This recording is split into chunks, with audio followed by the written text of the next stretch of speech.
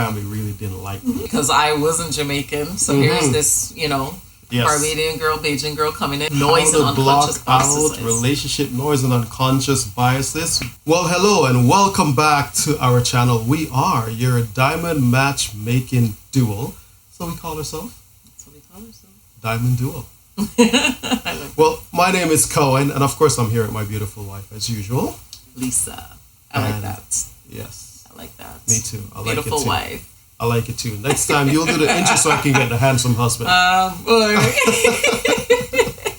Well, we certainly hope you're doing well. Today, we're talking about what are relationship noises and unconscious biases. So we're going to be addressing those things today and going into great details to help you to avoid those relationship noise and unconscious bias. Now, speaking of relationship noise and unconscious bias. Yes. What are some of those things? Today, we're going to be focusing on friends, we're going to be focusing on family, and we're going to be focusing on balancing your time, your career, your personal time, your relationship time.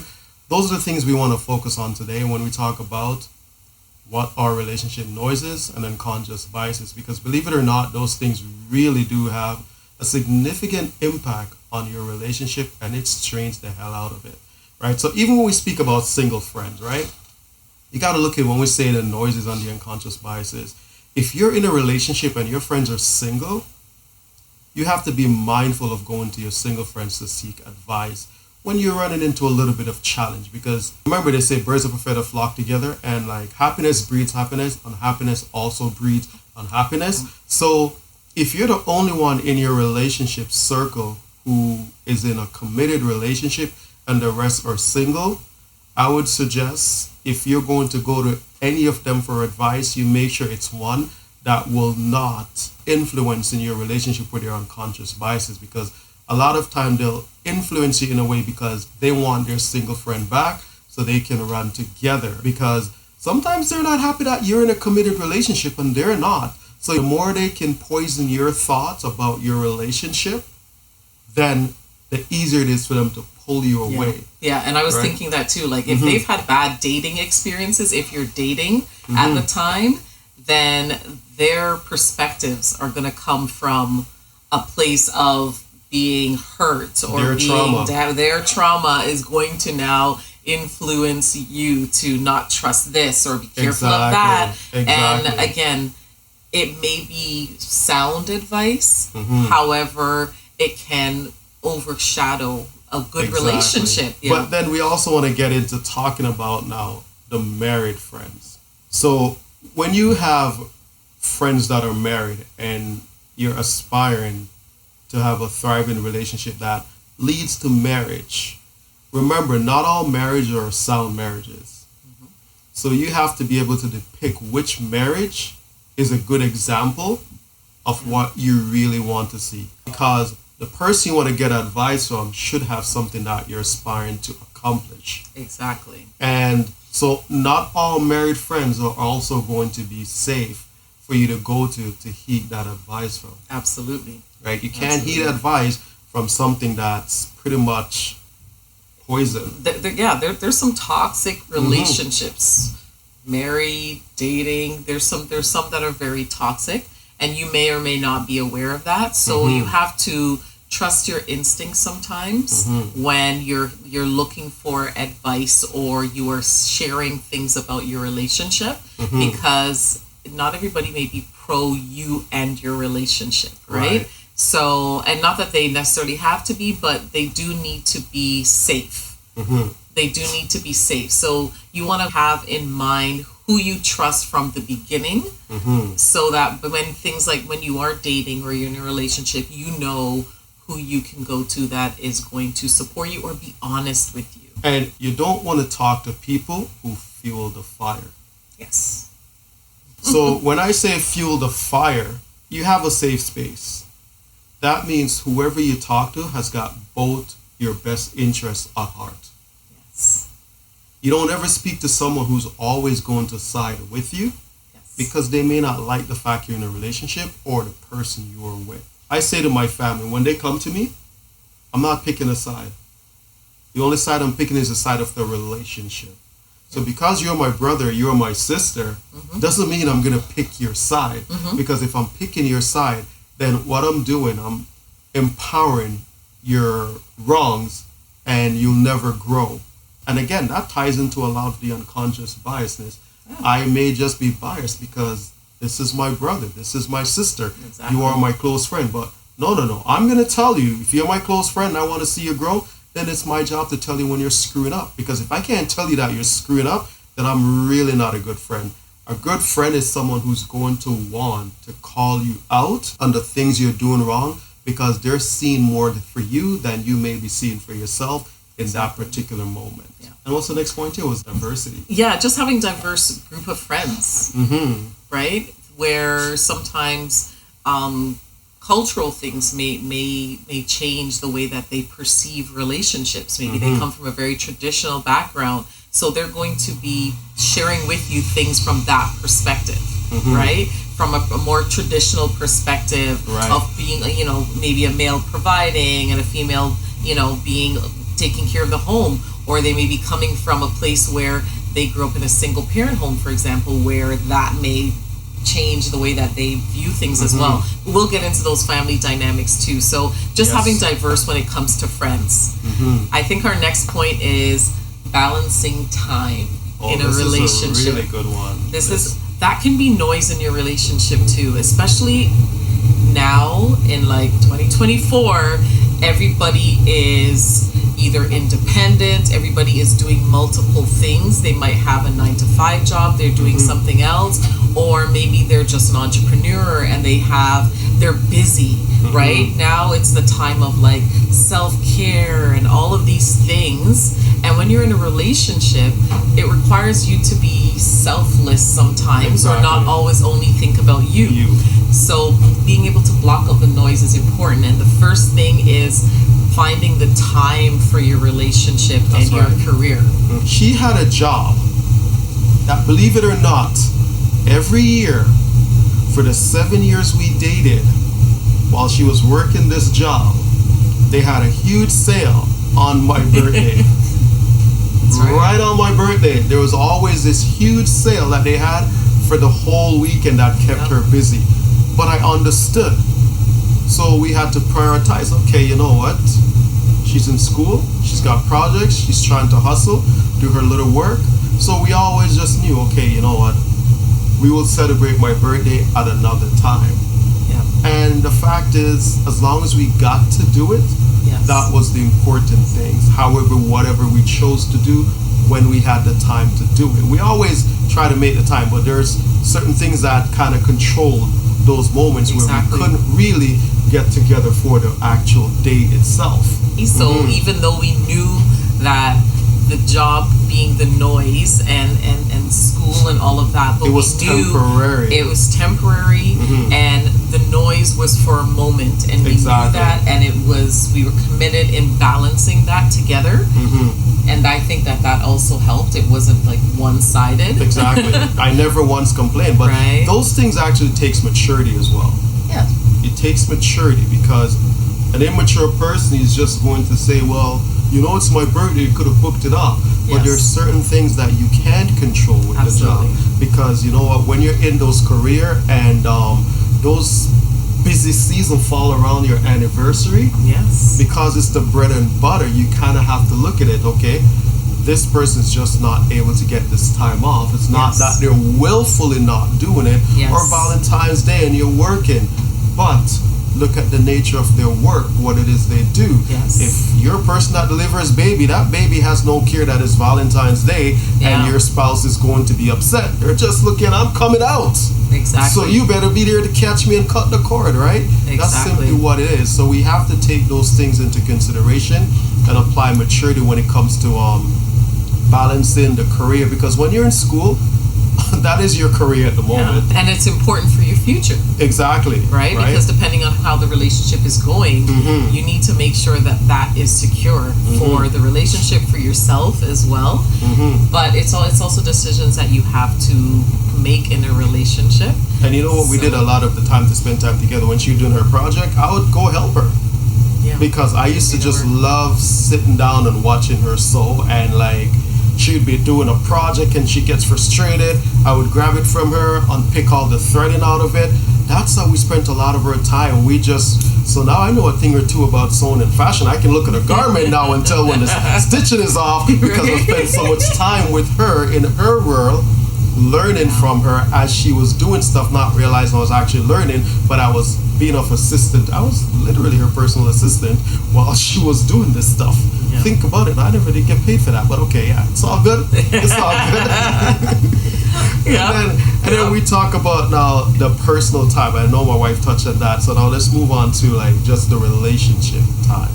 So understand, with the career, with the personal time that we all need for our mental health, we also got to think our relationship, because our relationship really is a combination of the two of us. Exactly. Right? Exactly. And that could be where areas of opening comes, where there could be tug of war going on. Yeah. Right? Yeah, exactly. Because you need to be able to spend time with each other in order for the relationship to grow. Exactly. For you to get to know the person better, especially if you're at the stage where you're actually dating and getting to know each other.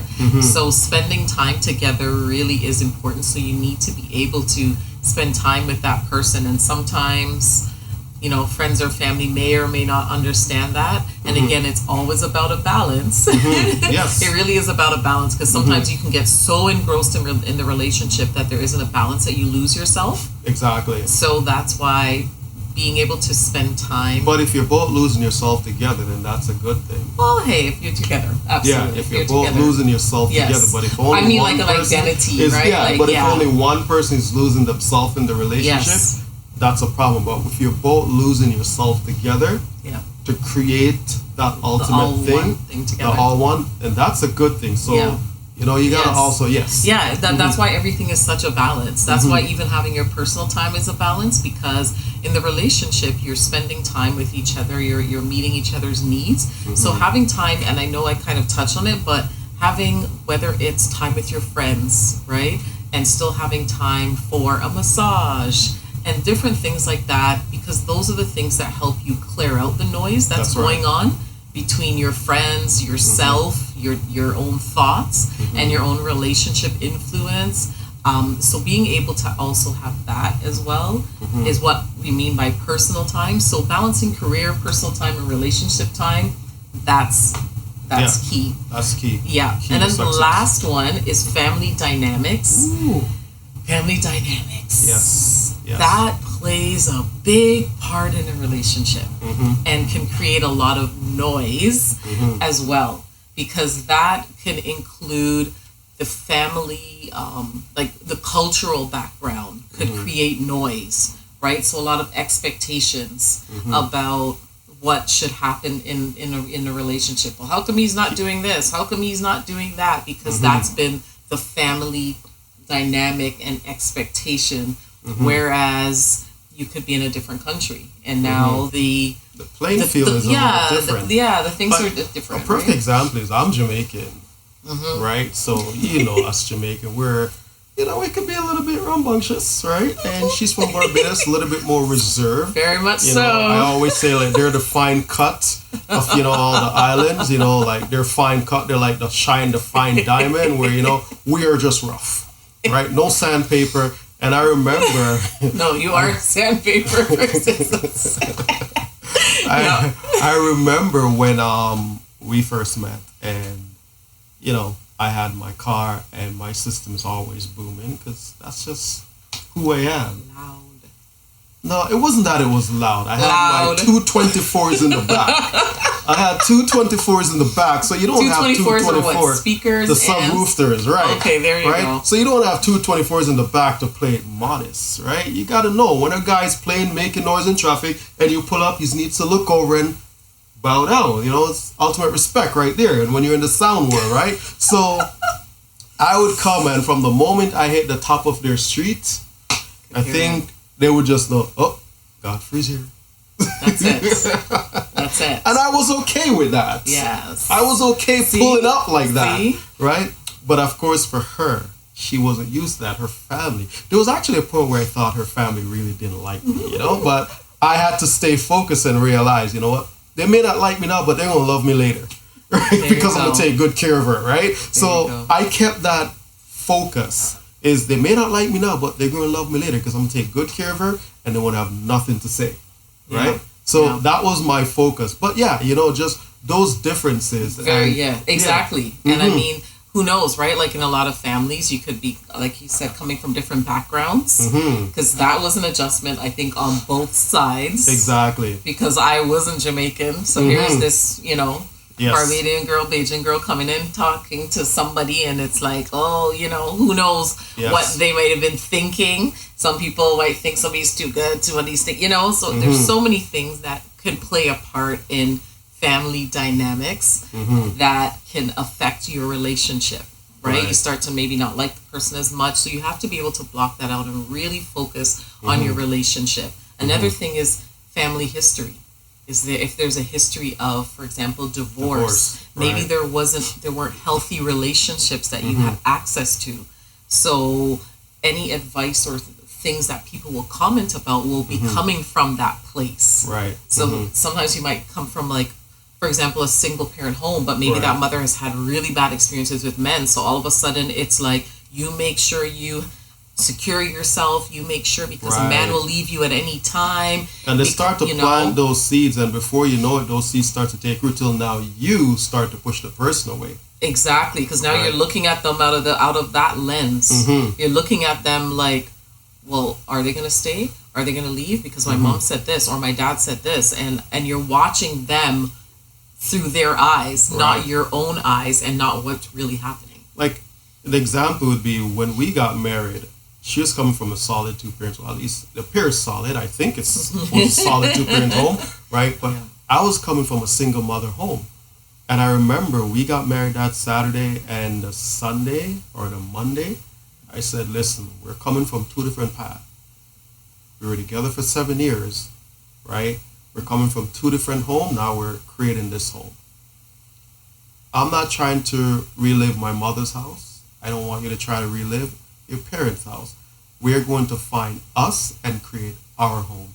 Because what worked in your house may not necessarily work in this house. What worked in my single parent home, chances are won't work in here, because we're different personalities. And because we are different personalities, we want to be respectful to now accommodate each other, figure each other out, and work and build. Because I said this before, your relationship is the child product of the two of you. Right? Your relationship is your first child product of who you both are together, because that relationship is going to be a split down the middle. Because if there's certain things I don't like, then she has to now adjust to that. If there's certain things she doesn't like, I have to adjust. So those type of households, we have to be careful when we get into a relationship of the things we're taking. You can't take everything with you. No. There's certain things that I admired about her family, her household. And I shared those with her, and those are the things we took. Because I figured those were a part of her core foundation. So if it's a part of her core foundation, I admired it, then we used it to be somewhat shaping of our home. Yes. Right? So you have to look at it from that eye. You're coming together. Don't come in saying, well, in my home, where I came from. Where you came from is not where you are right now. What's important is where you're going. So don't hold on to the past unless it's to strengthen what you two have and what it is that you are looking to build and accomplish together. Exactly.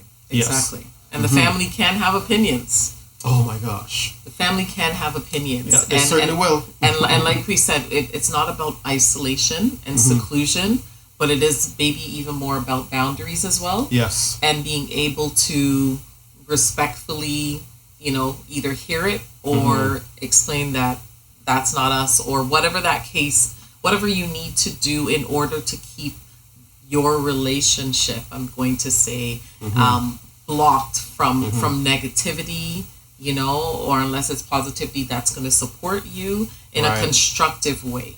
So those are our three things for relationship noise and unconscious biases. Relationship noise and unconscious biases. Once again, you got to Keep a close eyes on those friends in your circle. Mm-hmm. All right. Balance your time very well between you, yourself, and your partner. Mm-hmm. And also, just be careful of the family dynamics that you're bringing in and allowing in and taking opinions from when it comes to nurturing your relationship. That's right. Once again, we are your Diamond Duo. Don't forget to like, share, and subscribe. And most importantly, leave a comment. If there's something you like that you heard, leave a comment about it. If there's something you didn't like, leave a comment. Whatever it is, leave a comment. We certainly do appreciate it, as it will help us in the algorithm to pushing these videos a lot further than it's getting right now. Yeah. We will see you next time. See ya.